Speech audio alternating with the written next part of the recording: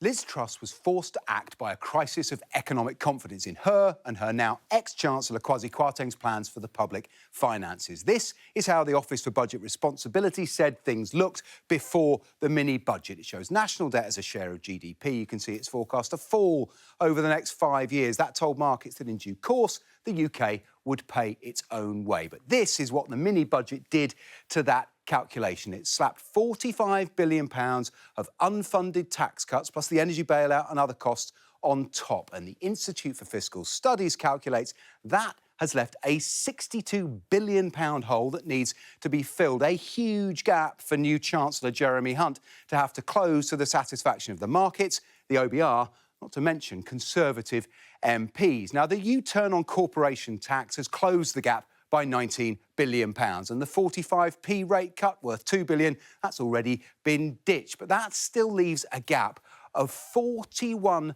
billion. Now, the national insurance cut, which is staying, accounts for £18 billion of that, and other cuts, including to the basic rate of income tax and duty-free, add another £6 billion. But even if all those tax cuts were reversed, it doesn't fill the hole. And Liz Truss has signalled that public spending cuts are coming. As yet, the markets are unconvinced. This is what's happened to 30-year bond yields. That's a measure of the cost of government borrowing.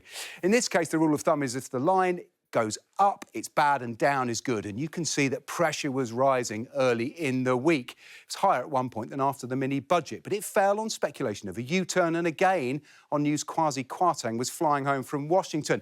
But before and after Liz Truss's speech, yields rose. That is bad news for government and all of those worrying about their mortgages. Now, since the mini-budget, the Bank of England has been trying to prop up that market and prevent a run on pension funds by buying gilts. So that scheme ended today.